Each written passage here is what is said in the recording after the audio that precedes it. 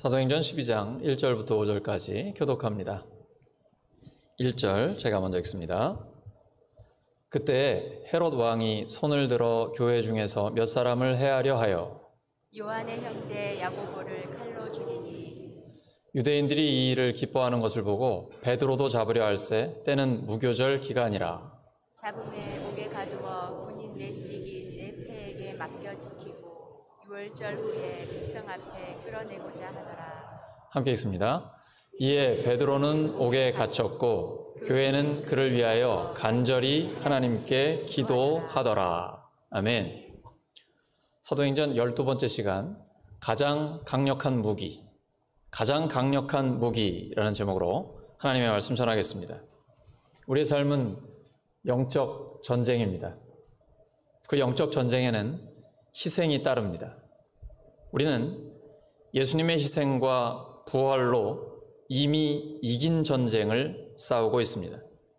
하지만 이기는 전쟁에도 희생은 따르기 마련입니다. 아무 희생도, 아무 고난도 없이 승리하겠다는 생각은 버려야 합니다. 우리가 그런 생각을 전문 용어로 날로 먹는다고 합니다. 세상에 그런 게 어디 있습니까? 무엇이든지 심은 대로 거두는 거죠. 하물며 신앙생활을 하는 데 있어서 아무런 고난이나 희생도 없이 하나님의 열매를 보겠다. 그런 생각은 빨리 없애야 됩니다. 세상에 그런 건 없습니다. 고난 뒤에 영광이 있습니다. 십자가 뒤에 부활이 있습니다. 누가복음 9장 23절이죠. 예수님 말씀이십니다. 아무든지 나를 따라오려거든 자기를 부인하고 날마다 제 십자가를 지고 나를 따를 것이니라. 십자가를 지고 따를 때 승리가 있습니다.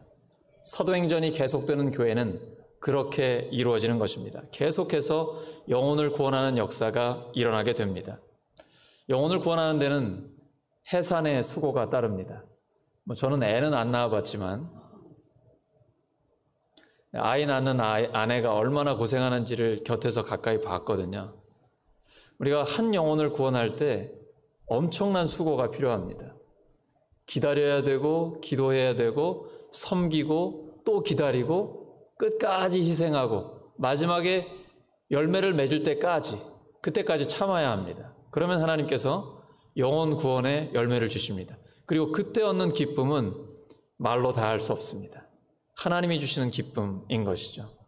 그게 바로 예수님이 들려주셨던 누가복음 15장에서 두 아들 이야기입니다. 둘째 아들이 멀쩡하게 살아계신 아빠의 유산을 가지고 허랑방탕 외국에서 다 쓰고 거지꼴로 돌아오잖아요. 근데 아빠는 기다리고 있습니다. 오니까 얼싸 안고 내 아들 죽었다가 살았고 잃었다가 다시 찾았다고 가락지 끼워주고 새 옷 입혀주고 송아지 잡고 잔치를 벌입니다. 그게 바로 하나님의 마음입니다. 한 영혼을 구원했을 때의 그 하나님 아버지의 마음이거든요. 그리고 그 마음이 이제 우리에게까지 심어지게 됩니다. 세상은 영적인 전쟁입니다. 한 영혼을 살린다라는 것은 바로 그러한 전쟁 가운데 희생과 고난을 통해서 결국은 승리를 주시는 것입니다. 영적인 전쟁에서 가장 강력한 무기가 뭘까요? 그건 기도입니다. 오늘 본문에 나온 것처럼 베드로가 감옥에 갇혔습니다. 야고보는 순교를 당했습니다. 겉으로 보면 교회가 지금 지고 있는 것 같습니다. 공권력에 의해서 공적으로 핍박을 받고 있고 교회는 허물어지는 것 같습니다. 하지만 그때 성도들이 합심하여 기도합니다. 그랬더니 하나님 갑자기 생각지도 못한 방법으로 빨리, 성도들도 그렇게 빨리 될 줄 몰랐어요. 그런데 하나님이 해결해 주시는 겁니다. 기도하면 하나님이 승리를 주십니다. 이미 승리한 싸움인데 하나님께서는 기도를 통해 역사하시기로 결정하셨습니다. 하나님의 방법이기 때문에 끊임없이 우리가 하나님께 기도합니다. 기도하면 하나님을 경험하게 됩니다. 기도 중에 기도가 무엇입니까? 역시 주기도문이죠. 주기도문을 보시면 하늘에 계신 우리 아버지요. 그리고 뒷부분에 가서 우리를 위한 기도를 할 때 우리에게 일용할 양식을 주시고 우리가 우리에게 죄를 지은 자를 용서한 것처럼 우리의 죄도 용서해 주시고 계속 우리만 말씀하세요. 나는 하나도 없습니다. 주님이 기뻐하시는 기도는 나 개인의 욕심을 채우기 위한 기도가 아니라 공동체의 유익을 위한 기도입니다. 그래서 하나님이 기뻐하시는 기도는 우리를 위한 기도입니다. 우리에게 하나님의 나라가 임하게 해주세요. 우리에게 함께 먹고 살 수 있게 해주세요. 우리가 시험에 들지 않게 해주세요. 이렇게 우리를 위한 기도할 때 하나님이 기뻐하시고 그 기도에 응답해 주십니다. 초대교회는 우리를 위해 간절히 기도했습니다. 그렇게 간절히 기도하게 만든 사람이 바로 헤롯 아그리파 1세입니다. 이 사람은 주후 41년에서 44년까지 실제로 이스라엘을 통치한 왕입니다. 헤롯이 교회를 핍박하고 사도 야고보를 칼로 죽였습니다. 야고보는 사도들 중에 첫 번째 순교자가 됐습니다.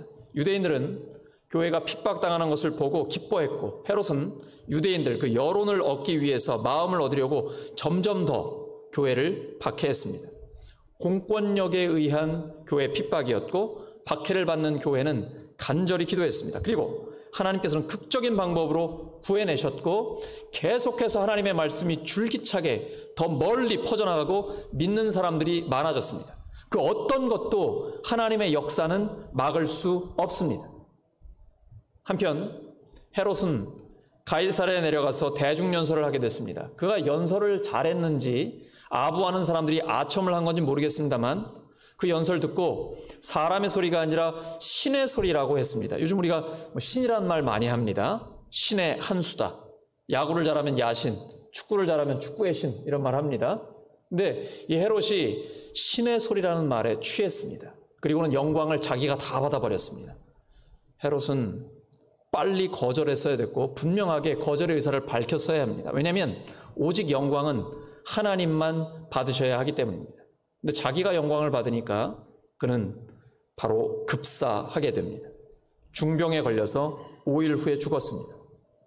신이라고 불리던 왕은 결국 벌레에게 먹혀 죽고 말았습니다. 영광을 자기가 받으면 무너지게 됩니다.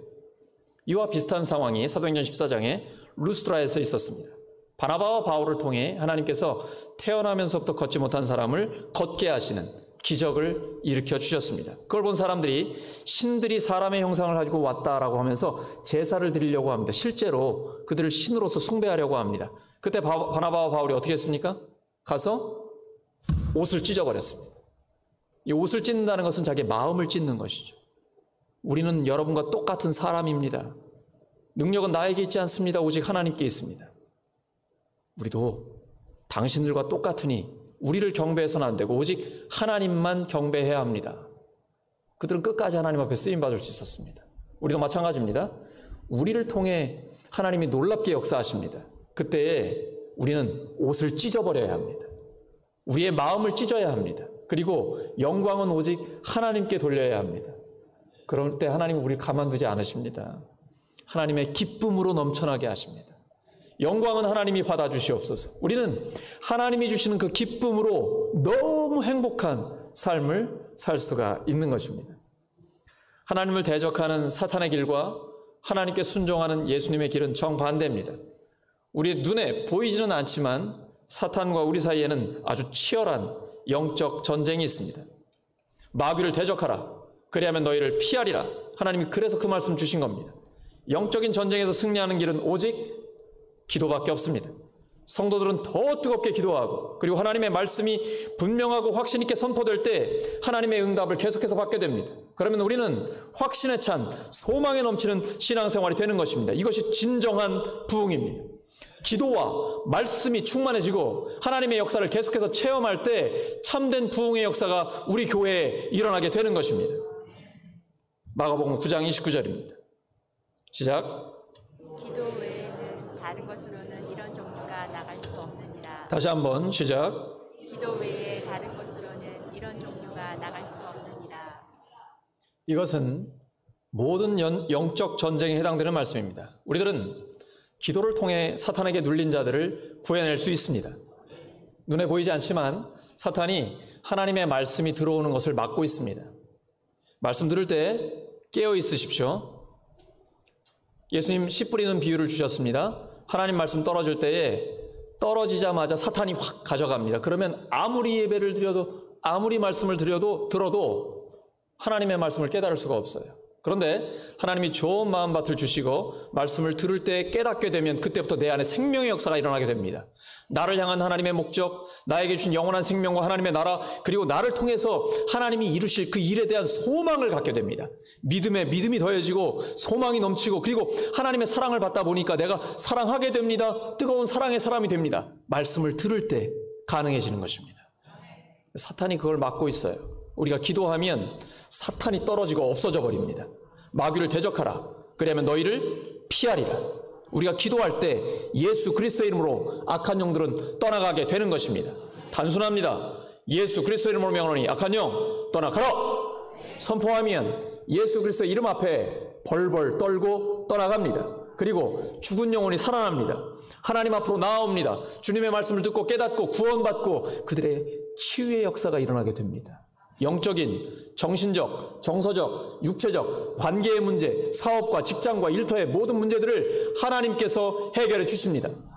악한 영들이 시험하고 유혹하고 우리를 넘어뜨리려 하고 무너지게 할 때에 예수 그리스도의 이름으로 살아나는 역사가 일어나게 되는 것입니다.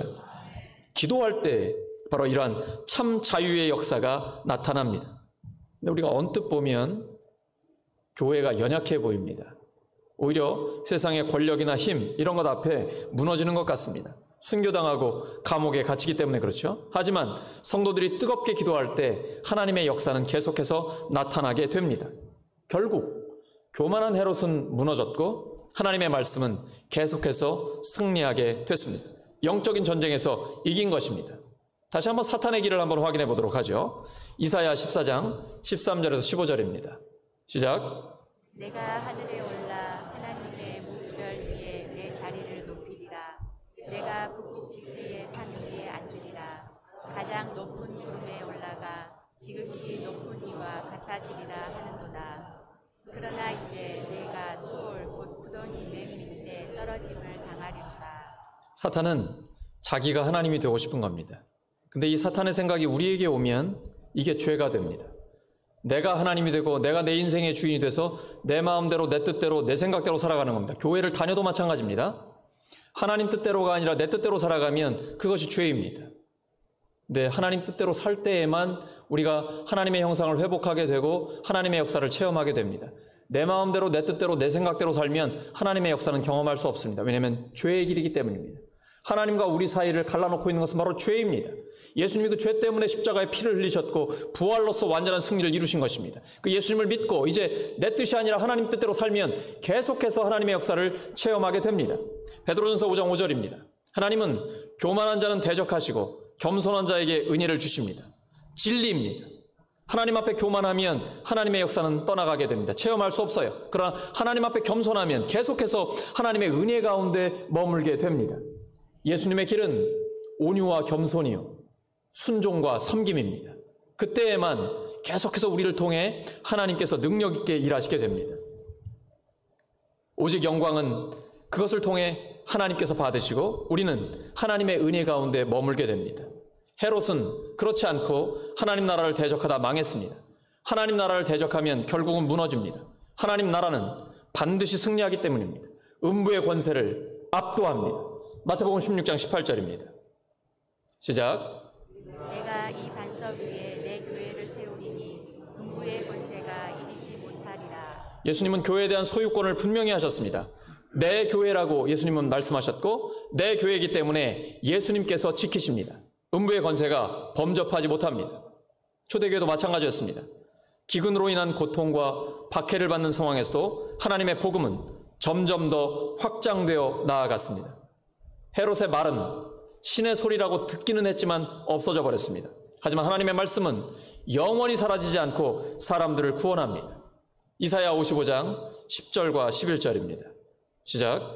비와 눈이 하늘로부터 내려서 그리로 되돌아가지 아니하고 땅을 적셔서 소출이 나게 하며 싹이 나게 하여 파종하는 자에게는 종자를 주며 먹는 자에게는 양식을 줌과 같이 내 입에서 나가는 말도 이와 같이 헛되이 내게로 되돌아오지 아니하고 나의 기뻐하는 뜻을 이루며 내가 보낸 일에 형통함이니라. 아멘. 하나님께서는 지금 비와 눈이 내리는 것을 하나님의 말씀으로 비유하고 계십니다.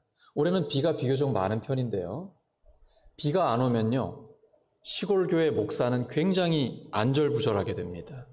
꼭 목사가 기도하지 않아서 비가 안 오는 것 같아가지고 성도들한테 너무 죄송한 거예요. 막 이렇게 논밭에 신방하러 다니다 보면요, 안타까워서 하나님 앞에 새벽마다 간절하게 기도할 수밖에 없어요. 그러다가 비가 오기 시작하면 꼭 내가 기도해서 비 오는 것 같아가지고 너무 행복한 거예요.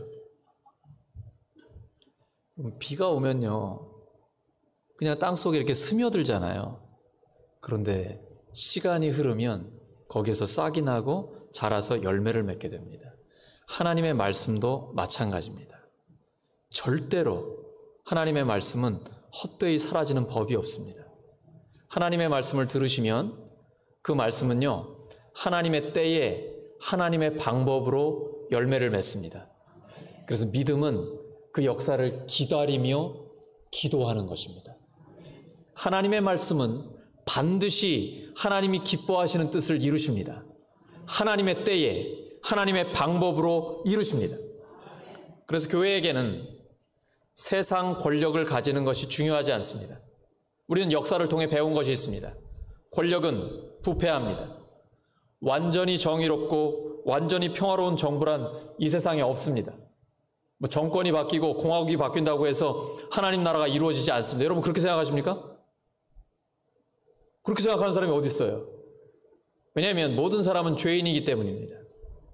죄인들이 나름대로 열심히 하려고 해서 성경의 뜻을 따라 조금씩 발전은 해가지만 완전한 하나님의 나라는 이루어지지 않습니다. 그래서 예수님께서 우리에게 기도를 가르치실 때 하늘에 계신 우리 아버지의 이름이 거룩히 여김을 받으시며 나라가 임하옵시며 하나님의 나라가 이루어지게 해주세요. 그때에 하나님이 그 기도를 들으시고 하나님이 하나님의 권능으로 개인과 가정과 교회와 나라를 진짜로 변화시켜 주십니다. 하나님의 능력이 임할 때에만 가능한 것입니다. 우리가 찬양하는 것처럼 성령의 권능이 우리의 권능이 되는 것입니다. 사도행전 1장 8절 말씀, 오직 성령이 너희에게 임하시면 너희가 권능을 받고 예루살렘과 온 유대와 사마리아와 땅끝까지 이르러 내 증인이 되리라. 바로 하나님 나라가 이루어지게 되는 것입니다. 그래서 교회는 오직 말씀의 힘을 가져야 합니다. 교회는 성경으로 충분합니다. 세상 권력과 모든 상황은 배경일 뿐입니다. 그냥 백그라운드일 뿐이에요. 주인공은 하나님이십니다. 하나님은 창조와 역사의 주님이십니다. 그분은 세상 권력에 의존하지 않으십니다. 말씀으로 우주 만물을 만드셨습니다. 죽은 자를 살리십니다. 교회는 그 하나님의 말씀을 따라가면 됩니다. 교회는 권력을 추구하지 말고 사회를 향해 오히려 하나님의 목소리를 내야 합니다. 그 말씀이 육신이 되어 오신 분이 예수 그리스도십니다. 세상은 힘을 얻기 위해 무한 경쟁을 하지만 예수님은 희생과 부활로 인류를 구원하셨습니다. 그래서 예수님을 믿는 성도들은 할 수 있는 일이 희생과 섬김입니다.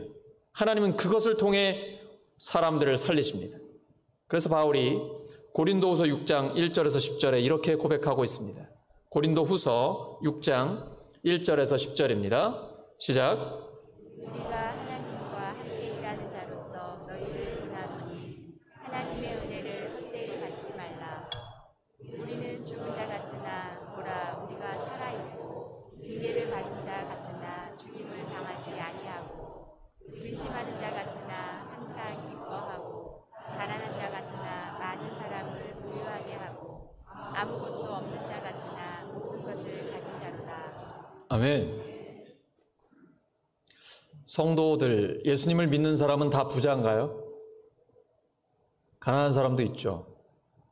그때 아이들이 아빠 엄마한테 우리는 예수 믿는데 왜 이렇게 가난해? 우리는 왜 부자가 아니야? 이러면 뭐라고 말씀하실래요? 저는 이렇게 말합니다.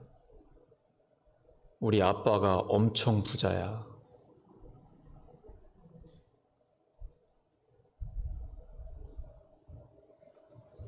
가난한 자 같지만 모든 것을 가진 사람입니다. 예수님을 믿는 사람에게는 이런 확신이 있습니다. 아무것도 없는 것 같지만 모든 것을 가지고 있는 것입니다. 우리 안에 주님이 계시기 때문이에요. 주님께서 역사하고 계시지 않습니까?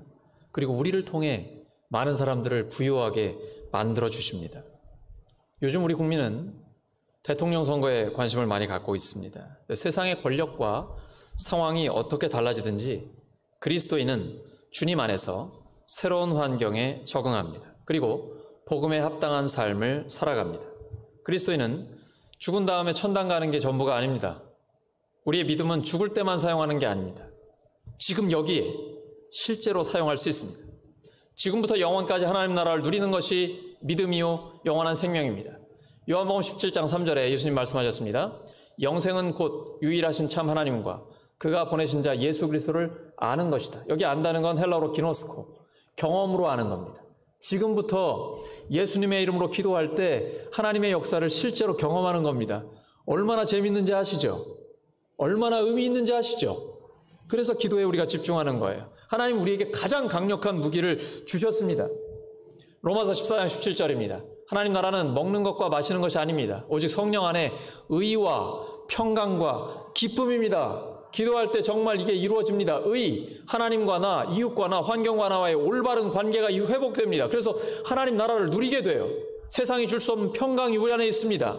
하나님이 주신 놀라운 기쁨이 우리 안에 있어요. 기도할 때 그것이 이루어지는 겁니다. 성도에게 지금 실제로 사용할 수 있는 무기는, 가장 강력한 무기는 기도입니다. 베드로가 감옥에 갇히자 교회는 간절히 기도했습니다. 이 간절히는 헬라어로 액테노스입니다.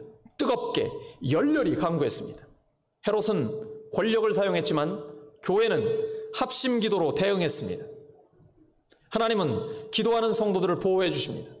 헤롯의 잔인한 권력 앞에서 교회는 포기하지 않고 더 뜨겁게 기도했고 응답을 받았습니다. 근데 이렇게 응답받으면요, 이게 꿈인지 생신지 헷갈립니다. 어떤 때 기도 응답을 받으면 이게 진짠가? 우연이 됐겠지. 근데 반복됩니다. 하나님의 역사가요. 세상에 우연이 있습니까? 근데 우리 학생들, 우리 젊은이들이 학교에서 그렇게 배웁니다. 우주 만물이 우연히 만들어졌다고 배웁니다. 세상에 우연이 어디 있어요? 노트북도 이거 우연히 만들어진 거 아니잖아요. 그런데 어떻게 우주 만물이 우연히 만들어졌다고 믿어요? 그게 더 큰 믿음이에요. 하나님께서 말씀으로 우주 만물을 만드셨습니다. 그 하나님은 우리와 함께 하십니다. 그렇기 때문에 우리가 기도할 때 초자연적인 역사를 기대합니다. 왜냐하면 하나님은 천지를 창조하셨고 예수님은 죽음 가운데서 부활하셨잖아요. 우리는 천지 창조와 부활을 믿습니다. 그렇기 때문에 기도할 때 초자연적인 역사를 기대합니다. 그러니까 베드로가 살아서 돌아왔잖아요. 막 문을 두드립니다. 그러니까 어린 여자아이가 나가가지고 들어보니까 베드로의 목소리에 깜짝 놀랐어요. 문 열어주는 것도 잊어버리고 들어가가지고 베드로가 살아왔다고 그러니까 사람들이 다 뭐라고 합니까? 네가 미쳤구나. 네가 제정신이 아니야. 미쳤다고 그래요. 한결같이. 여러분 설교 들으시면서 혹시 저 목사가 미쳤구나 이런 생각 안 드십니까? 아이고 목사가 참 현실을 몰라도 너무 모르는구나 그런 생각 안 드세요?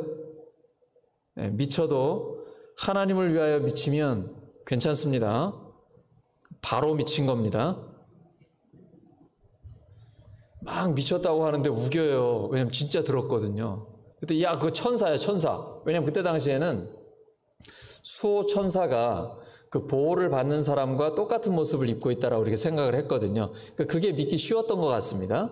근데 나가보니까 진짜 베드로가 살아돌아온 거예요. 사람들이 깜짝 놀라고 너무 흥분을 하니까 베드로가 제발 그만 차분하게 안정을 시키고는 주님께서 나를 어떻게 인도해 주셨는지 설명을 쫙 해줍니다. 하나님의 역사는요 초자연적으로 나타날 수도 있는 것입니다. 우리는 현실을 직시합니다. 상식을 존중합니다. 그러나 거기 매이지는 않습니다. 현실을 초월하고 상식을 초월하는 하나님을 믿기 때문입니다. 하나님은 우리 가운데 함께 하시는 아빠, 아버지입니다. 그러니까 우리 가운데 내재하시는 하나님이죠. 하지만 동시에 초월하시는 하나님입니다. 따라하시죠. 내재하시는 하나님, 초월하시는 하나님. 우리는 그 하나님을 믿고 있는 겁니다. 기도할 때도 하늘에 계신 우리 아버지요, 초월하시는 하나님. 근데 우리 아버지란 말이죠. 아빠, 아버지, 내재하시며 우리와 함께 하시고 우리를 품어주시고 끝까지 책임지고 돌보시는 그 하나님, 그 하나님을 믿는 거예요. 걱정하지 마세요. 하나님이 우리를 돌보고 계십니다. 하나님께서는 우리의 삶 가운데 실제로 역사하시고 섭리하십니다. 갑자기 드라마틱하게 역사해 주세요.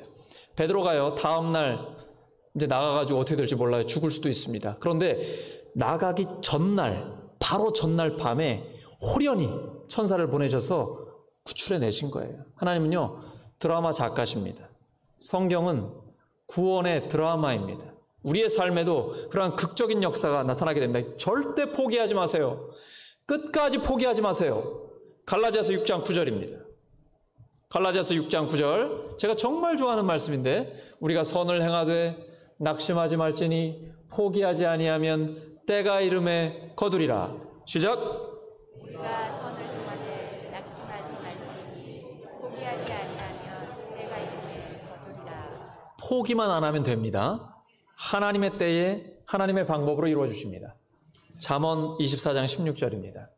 의인은 7번 넘어질지라도 다시 일어나려니와 악인은 재앙으로 말미암아 엎드러지느니라. 하나님의 사람, 예수님의 십자가와 부활의 복음으로 의롭다함을 받은 사람은요, 절대 완전히 엎드러지는 경우가 없어요. 왜냐하면 하나님이 붙들고 계시기 때문입니다. 하나님이 다시 일으켜 주십니다. 하나님께서 우리가 기도할 때 생각보다 훨씬 빨리 예상치 못하게 응답하실 때가 있습니다. 사실 경비병들이 철통같이 베드로를 경계하고 있었는데 하나님은 순식간에 풀어주셨습니다.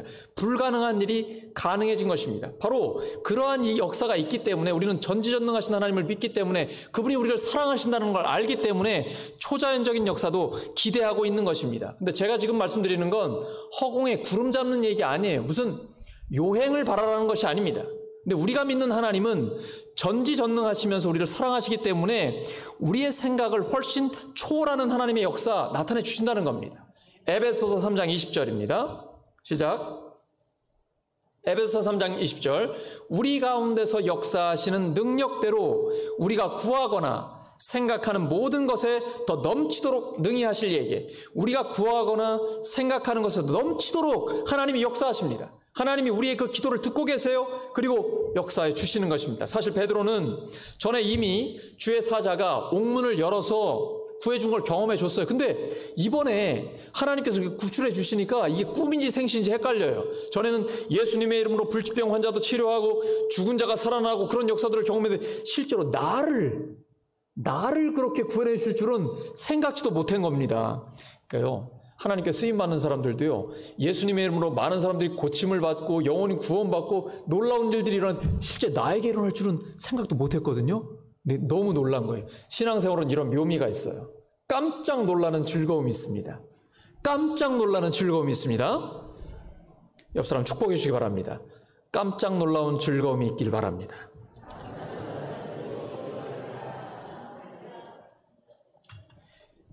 여러분, 근데 베드로를 보면 좀 이상하지 않습니까?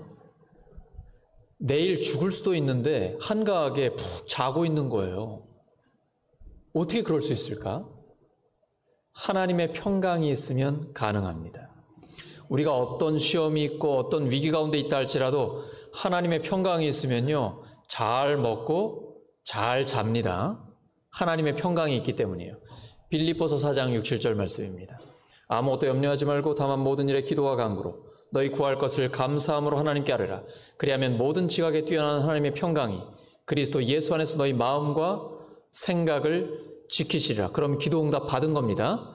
하나님의 평강이 내 마음과 생각을 지키면요, 다 된 거예요.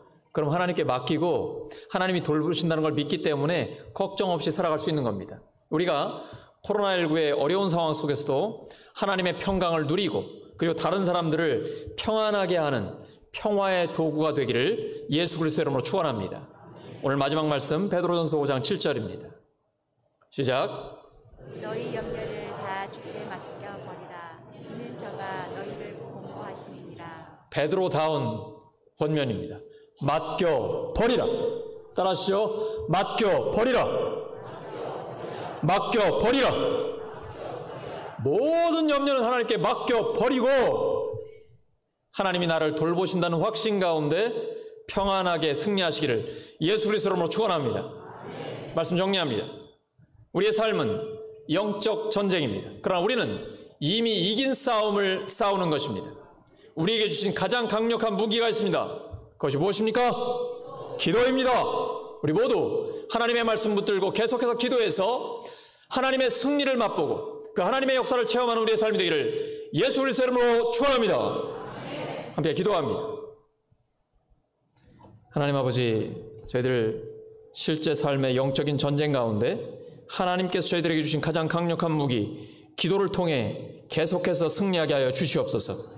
예수님의 죽으심과 부활로 이미 이긴 싸움, 저희들이 사탄의 잔당들을 물리치고 계속해서 승리를, 그래서 하나님 앞에 영광을 올리는 저희들의 삶이 되게 하여 주시옵소서. 말씀 붙들고 기도할 때 역사하시는 하나님을 체험하게 하여 주시옵소서. 예수 그리스도 이름으로